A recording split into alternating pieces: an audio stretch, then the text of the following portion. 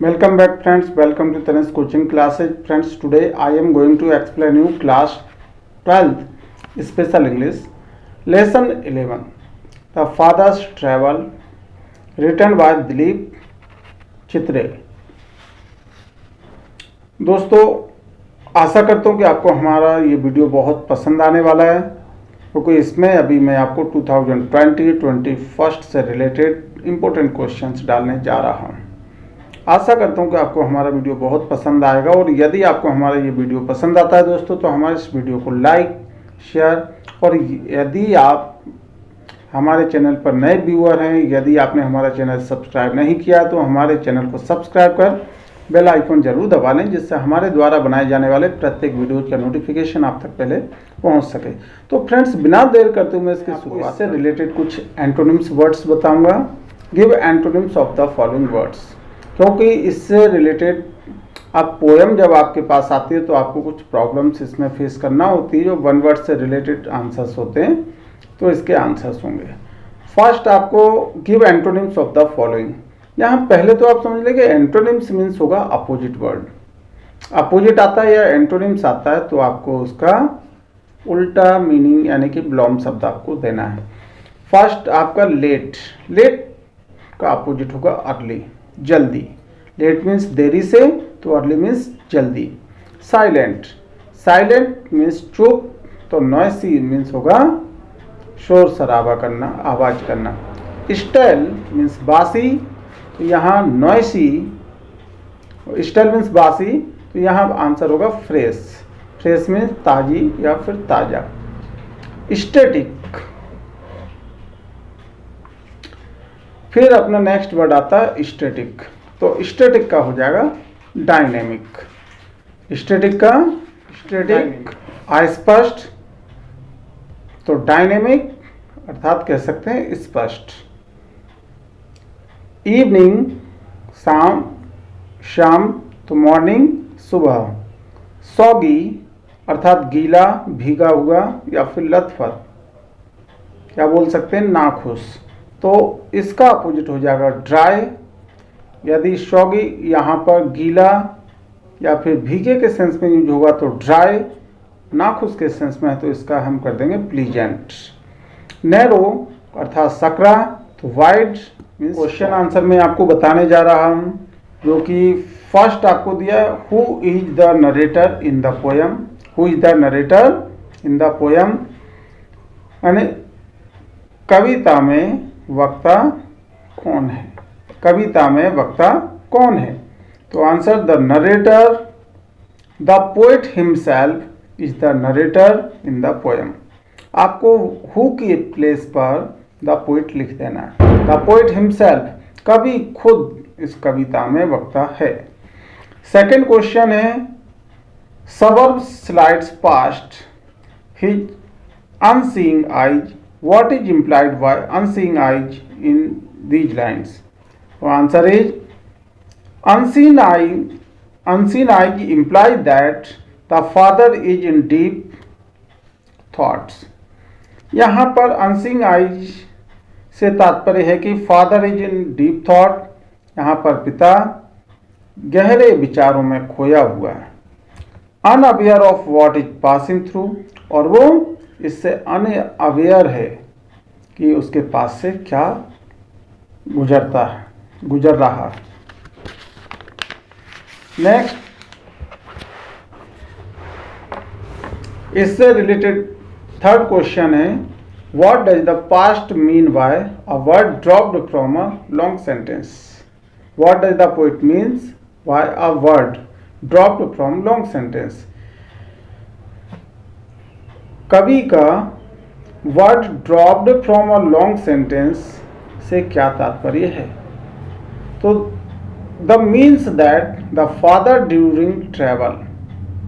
the poet means that कवि का आशय है कि the father during travel was parts of the train but now he is detached from it।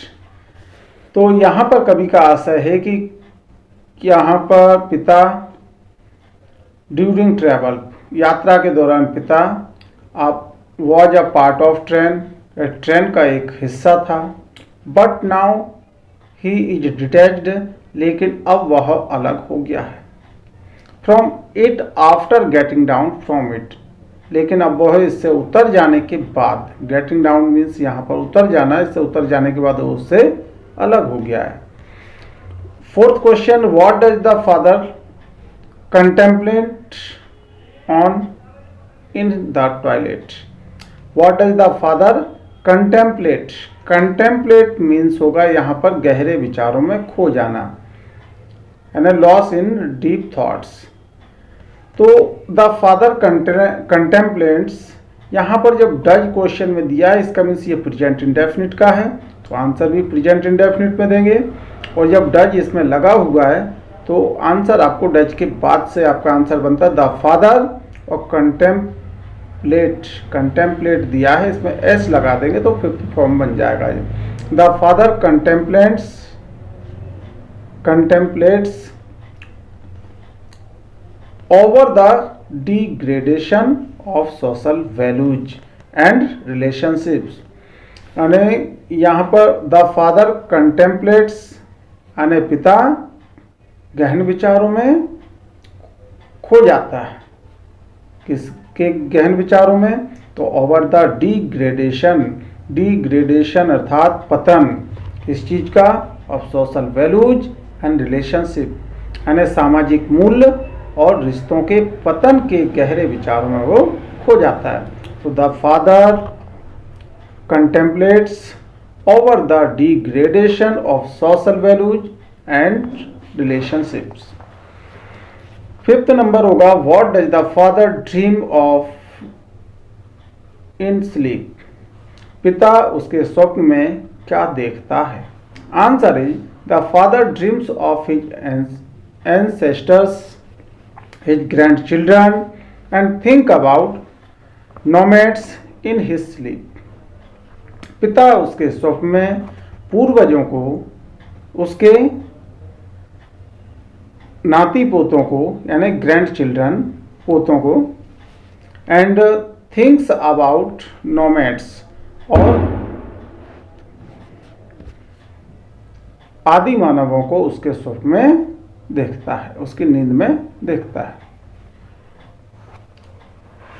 तो दोस्तों इसके बाद हम इससे इंपॉर्टेंट क्वेश्चंस लेते हैं। Why does the poet call the children sullen. The poet call the children sullen, sullen means यहाँ पर होगा नाकारे या अवॉइड करने वाले, नहीं सुनने वाले या अवज्ञाकारी जिनको हम कहते हैं। तो Why does the poet call the children सुलैन, कवि यहाँ पर बच्चों को अवज्ञाकारी क्यों कहता है? The poet calls the children सुलैन because, कवि बच्चों को अवज्ञाकारी कहता है क्योंकि they are different from the previous generation, क्योंकि वे प्रीवियस जनरेशन यानी कि पहले की पीढ़ी से अलग हैं। They feel different and so accordingly, way different सोचते हैं, बिल्कुल अलग सोचते हैं, और डू अकॉर्डिंगली उसी के अनुसार करते हैं।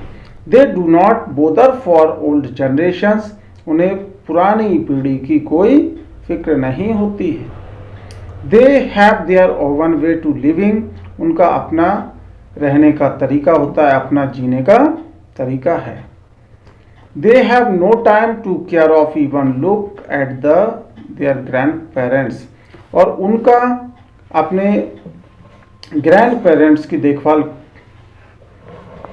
करने का उनके पास समय नहीं है। They have no time to care और even look at their grandparents, यहाँ तक कि उनके माता पिता की देखभाल करने का, यहाँ तक कि उनको देखने का भी समय नहीं है।